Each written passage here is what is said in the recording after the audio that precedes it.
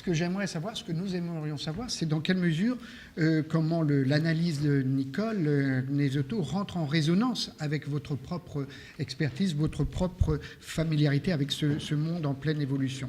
Antoine, peut-être un premier. Je précise que vous avez fait vous-même un travail de prospective, ce qui vous a permis de dégager auprès des scouts de France, qui vous a permis de dégager un certain nombre de géographies. Mais j'en dis pas plus, je vous laisse bien sûr le préciser. Bonjour. Bonjour.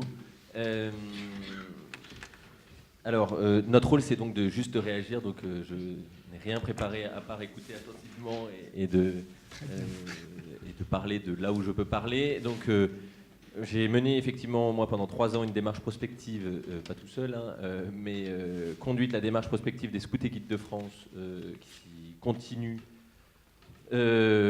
pleinement à vivre, étant donné qu'on est en train d'écrire le plan d'orientation 2015-2020, donc pour nous aider à écrire le plan d'orientation 2015-2020. Et dans cette dynamique, on a notamment regardé la question de l'international, mais même si notre prisme était plutôt les questions de la jeunesse et de la France au regard de ce qu'on allait pouvoir vivre en 2050, avec 4 scénarios que, si ça vous intéresse, vous pouvez aller consulter sur le site internet des Scouts et Guides de France, et qui sont des scénarios assez romancés, parce que l'idée c'était de faire rentrer plus de 600 personnes et après les 15 000 bénévoles dans la démarche de prospective. Voilà. Et puis, accessoirement, à côté de ça, je suis aussi membre du Conseil économique, social et environnemental, où je travaille beaucoup sur les questions de prospective, mais là aussi plutôt française. Voilà. Alors, moi, il faut que je réagisse à ce qui a été dit, notamment au regard du travail que vous avez fait, et que nous, on a fait. Alors moi, j'ai une vision un peu plus optimiste, notamment par mon âge, parce que j'ai pas envie de vivre dans un monde qui est complètement obscur et inconnu, etc.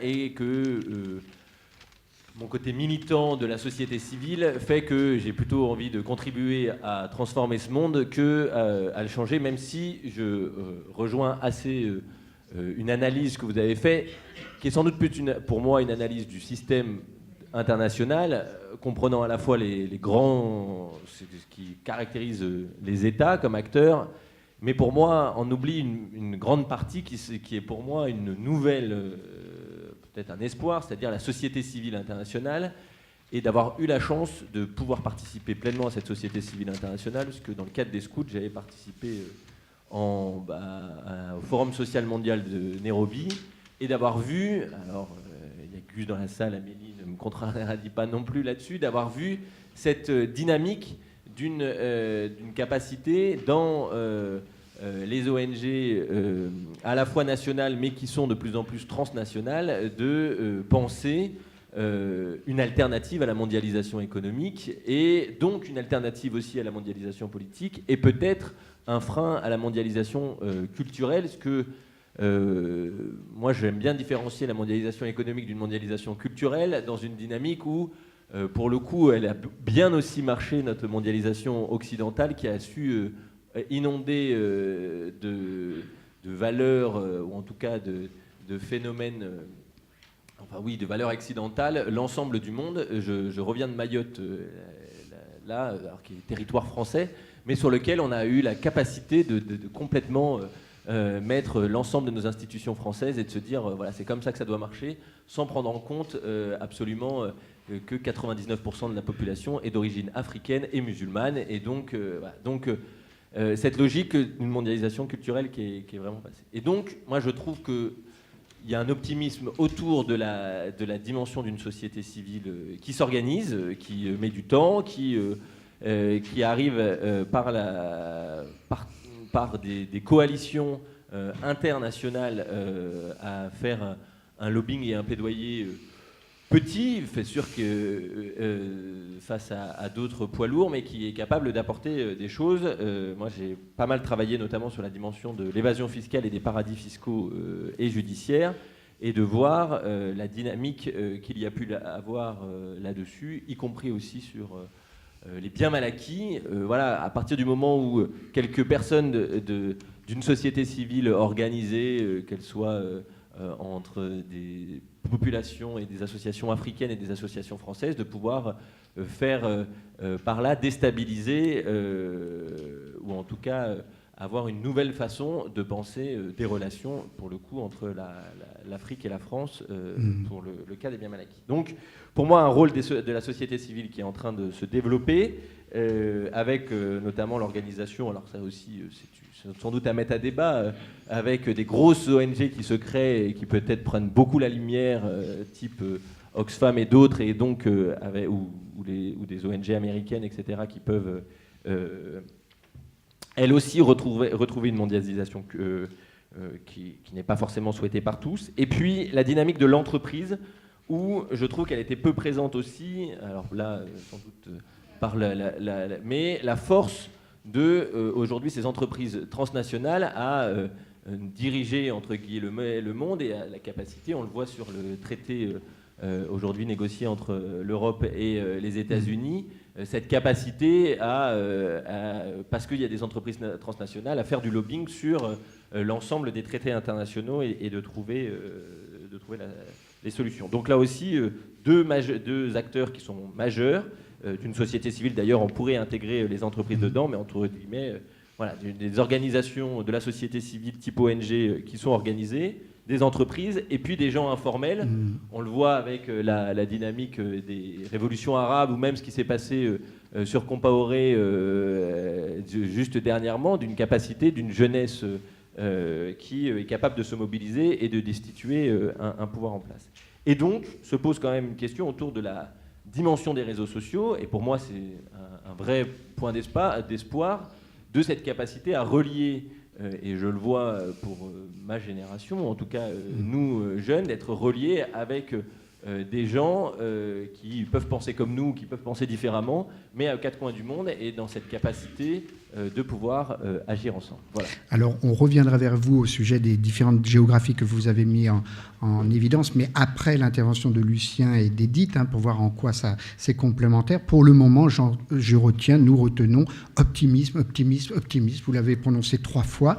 Est-ce que c'est votre cas, Stéphanie Feugère? Est-ce que vous opposez une vision plus optimiste pour des raisons identiques à la vision opposée, je mets des guillemets, à la vision de Nicolas Nesotto, au titre de ce que vous avez pu voir aux Philippines, mais aussi de ce que vous a dit Achille? Donc, je pense que je vais continuer sur l'optimisme. Simplement, j'ai travaillé en Inde avec des associations locales. Aujourd'hui, je suis représentante de France Volontaire aux Philippines. Et donc, comme le sujet de nos 2 jours repose sur la vision que l'on porte au volontariat, je vais recentrer un peu sur justement quelle est la place du volontariat dans ce monde qui évolue, comme nous l'a évoqué Nicole Nesotto, excusez-moi. Et ce matin, comme on en a parlé, j'ai noté 3 points du coup principaux. Tout d'abord, on a parlé donc de l'évolution des populations, avec des populations du Sud qui prennent de plus en plus de place dans le monde. Et donc, par rapport à l'expérience de terrain que j'ai, je pense que déjà depuis quelques années, puis dans les années à venir, il est très important que le volontariat et la solidarité internationale s'inscrivent justement dans l'appui et le renforcement des capacités locales.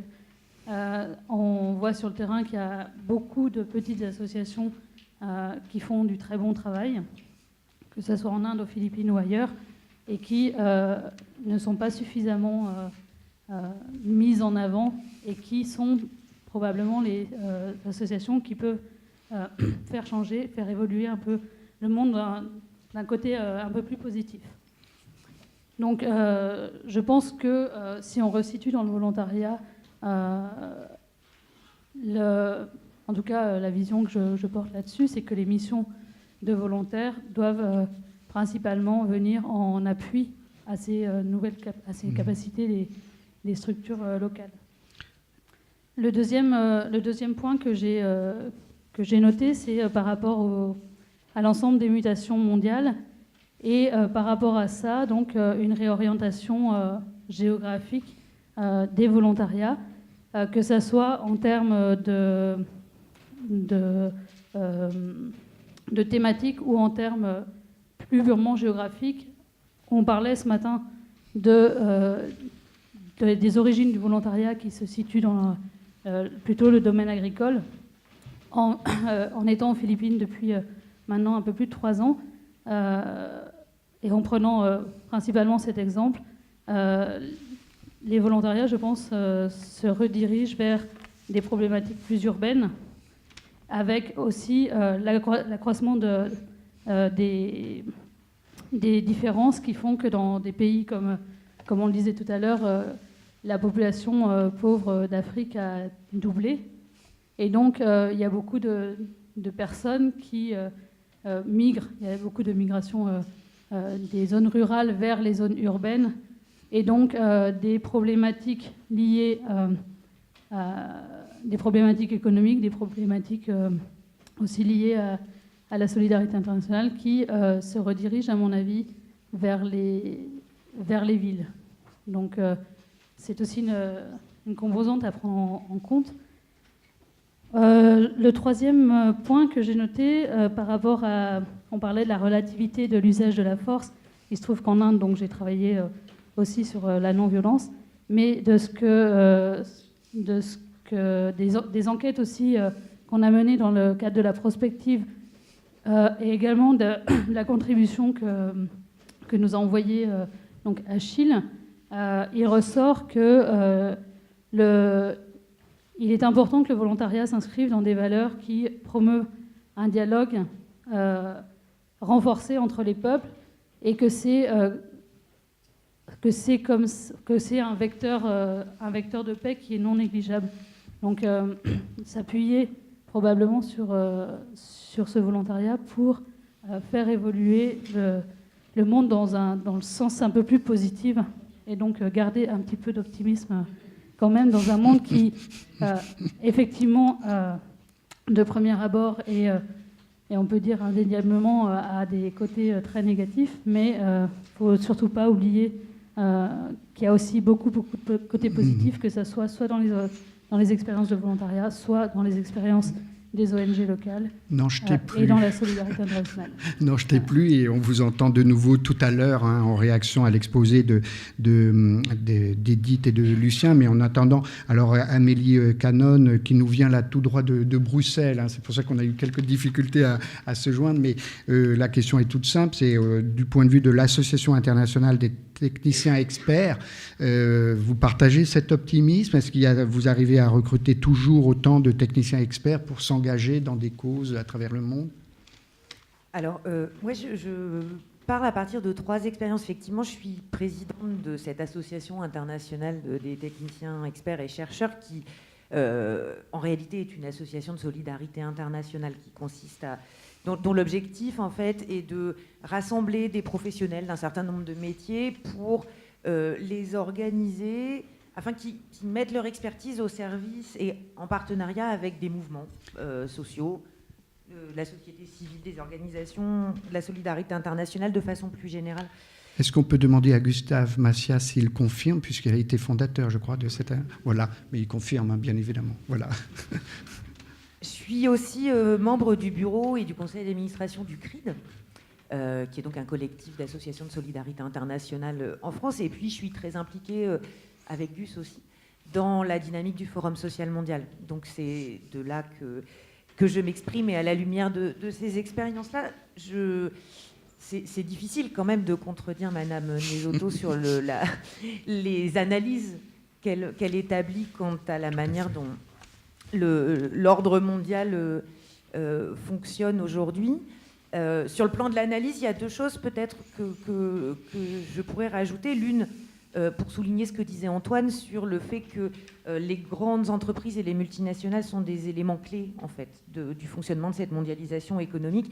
Moi, je travaille en particulier sur les questions de commerce, d'investissement et puis de régulation ou de contrôle des multinationales. Et on observe en fait qu'aujourd'hui, dans la complexification du fonctionnement de cet ordre mondial, de l'empilement en fait des strates normatives, seules en fait les multinationales sont en capacité de se débattre là-dedans et de trouver les ressources pour en bénéficier. Et c'est pour ça que c'est un des axes de travail majeurs sur lequel nous sommes impliqués. Le deuxième élément là aussi, voilà, c'est un point que je vous soumets, sur lequel on travaille nous, c'est à partir de l'observation que nous faisons d'une polarisation croissante des conflits qui sont liés à l'accès aux ressources naturelles de façon générale, au sens large, qui nous a amené, nous, évidemment, avec un certain nombre de nos partenaires, à travailler de plus en plus sur les questions liées à la justice écologique, à la justice climatique. Sont des luttes qui sont de plus en plus fortes et polarisées au sein des mouvements sociaux et citoyens sur lesquels on est amené, et je pense que là, c'est quelque chose sur lequel on peut aussi réfléchir ensemble, qu'on est amené à prendre de plus en plus en compte dans la façon dont on travaille. Aussi parce qu'on observe en fait que des organisations, des mouvements et communautés qui n'abordaient pas les questions la question de leur accès aux droits économiques et sociaux au sens large à travers ce prisme de l'environnement le font de plus en plus parce qu'ils constatent que ça leur permet de poser le problème du système de façon générale et de remettre en question. Moi, c'est une porte d'entrée pour questionner l'ensemble du système économique tel qu'il fonctionne aujourd'hui, ce que ne leur permettait pas de faire, par exemple, une réflexion à travers simplement l'accès à un service de base seul ou à un autre. Et donc, la manière dont on travaille, nous, par rapport à ça, sont simplement deux éléments comme ça pour compléter. La manière dont on travaille, nous, dans ce cadre-là, c'est qu'on a dans notre regroupement d'associations qui s'appelle UPAM, Initiative pour un autre monde, un programme de travail justement sur le volontariat qui vise à former des jeunes professionnels et pour ce faire à les envoyer travailler avec des mouvements sociaux ou citoyens. On a commencé d'abord en Europe et puis on a élargi petit à petit hors d'Europe, en Afrique du Nord, en Amérique latine, en Asie un peu aussi. Et on essaie de faire en sorte que ces jeunes professionnels puissent aller appuyer ces mouvements dans l'organisation de leur mobilisation, que ce soit des mobilisations à l'échelle hyper locale ou nationale, ou même parfois à des échelles plus importantes, puisqu'on a travaillé sur le renforcement de l'organisation du sommet des peuples en parallèle de la conférence de Rio +20, sur le renforcement aussi de l'organisation du sommet des peuples en parallèle de la conférence climat de Copenhague. Là, on reproduit l'expérience avec la COP de Paris en essayant de travailler avec des groupes un peu partout en Europe pour leur permettre de s'approprier les enjeux de ce sommet et puis de construire leurs revendications autour de ça. On a développé aussi notre travail en Afrique du Nord, au Maroc, en Tunisie et en Égypte. On avait commencé un peu avant les révolutions arabes, mais on l'a intensifié depuis pour essayer d'accompagner. Là, c'est un travail qui est particulièrement intéressant, en fait, parce que c'est aussi un travail d'accompagnement de l'émergence de cette société civile, voilà, from the scratch, on dirait peut-être en anglais. On reviendra là-dessus, mais voilà, c'est de cette façon-là qu'on travaille. On reviendra là-dessus, mais à l'issue donc de l'intervention d'Edith et de Lucien, pour savoir précisément comment, dans ce contexte de mondialisation, vous, comme les deux autres personnes intervenues avant vous, sommes amenés à prendre davantage en compte la spécificité des contextes dans lesquels vous intervenez, malgré cette mondialisation. Allez, on s'offre le luxe quand même d'entendre première réaction comme ça à chaud de Nicole, et ensuite on poursuivra avec Edith et Lucien. Merci beaucoup. Deux choses. D'abord, j'ai absolument pas parlé de mondialisation économique, donc j'ai pas parlé des grandes entreprises, et c'est surtout pas parlé, par exemple, surtout des fonds de pension et des fonds souverains qui sont aujourd'hui encore plus importants que les multinationales pour expliquer la mondialisation. Donc ça, c'est le premier point. En revanche, sur les acteurs politiques que vous avez cités, en particulier la société civile, les ONG, etc., je ne suis absolument pas en désaccord, pas du tout. Au contraire, moi j'ai parlé de la communauté internationale, c'est-à-dire des États, et en particulier vu des États occidentaux considérés comme les plus puissants du monde, pour montrer à quel point ils étaient dans une phase de malaise, comment dire, d'abstentionnisme de plus en plus fort. Vous avez parlé de la société civile internationale, et je suis complètement d'accord pour dire qu'elle joue un rôle, plus un rôle d'alerte, en tout cas un rôle pour montrer où sont les problèmes, plutôt qu'un rôle de solution des problèmes. Moi, je crois que actuellement, enfin, jusqu'à aujourd'hui en tout cas, sauf si vous me montrez le contraire, je trouve que la mobilisation des sociétés civiles, elle change les choses à la marge. Mais par exemple, sur le traité transatlantique que vous avez cité, c'est vrai que ce sont les sociétés civiles, les ONG, qui ont attiré l'attention sur un certain nombre de dispositions, d'ailleurs secrètes, dans les mandats de négociation jusqu'à très récemment, et sur la difficulté que l'on aurait à préserver un certain nombre de normes sanitaires, alimentaires, etc. Donc elles jouent un rôle d'alerte, comme Snowden, comme tous ces lanceurs d'alerte, mais je n'arrive pas à concevoir qu'elles puissent changer les choses profondément. Peut-être que je suis trop pessimiste sur l'état du monde, même sur les biens mal acquis, pardonnez-moi, mais c'est une goutte d'eau dans la somme de la corruption et des tournements de richesse de ces gouvernements africains et moyen-orientaux par rapport à leur constitution, par rapport à leurs citoyens. Donc voilà, je suis absolument pas en désaccord, mais tout simplement sceptique sur la capacité à modifier profondément les choses. Je suis très admirative de ce que vous avez dit sur le volontariat et sur la capacité de mobiliser sur un plan local et régional. Mais peut-être en égard à mon grand âge, ça me fait penser au débat que l'on avait plutôt dans les années 70, au moment où la dissidence était une dissidence qui venait de l'Est, les soviétiques, et surtout Solidarność, les grands mouvements de société civile, et en particulier des églises, qui ont permis de faire tomber à terme le régime soviétique. Et à l'époque, à la revue Esprit, que je fréquentais beaucoup, on avait de grands débats entre ceux qui pensaient qu'on ne pouvait rien faire parce que voilà, on ne pouvait pas partir en guerre contre l'Union soviétique. Souvenez-vous, c'était la phrase de Chesson, bien évidemment, nous n'allons rien faire, c'est-à-dire on ne va pas risquer une guerre nucléaire pour Solidarność, et c'était peut-être scandaleux sur le plan éthique, mais responsable sur le plan militaire de dire cela. Et donc on avait des grands débats entre ceux qui disaient ça, on ne peut rien faire, les soviétiques sont là, et puis ils ont les bombes, ils ont 12 000 têtes pointées contre nous, donc on ne va rien faire. Et ceux qui disaient, mais on peut au moins se mobiliser pour les droits de l'homme, aider Solidarność, faire venir Guérémec, les autres, etc. Ce qu'on a fait beaucoup à la revue Esprit, on les accueillait, etc. Et à la fin, il y a eu, je me souviens de cette phrase de Paul Thibault, il disait, mais la question c'est de savoir, est-ce que les droits de l'homme font une politique ? Eh bien, je ne crois pas. Je ne crois pas. Et je crois que c'est un peu mutatis mutandis le même débat aujourd'hui. Est-ce que la mobilisation des sociétés civiles font une politique, se traduisent en politique ? Malheureusement, je ne crois pas. Moi, je ne désespère pas de convertir la Nicole à l'optimisme méthodologique, tout en la remerciant néanmoins déjà de nous empêcher de faire de l'optimisme méthodologique en rond. Mais pour ce faire, on va entendre Lucien et puis Edith nous livrer le travail qui a été fait sur 4 territoires.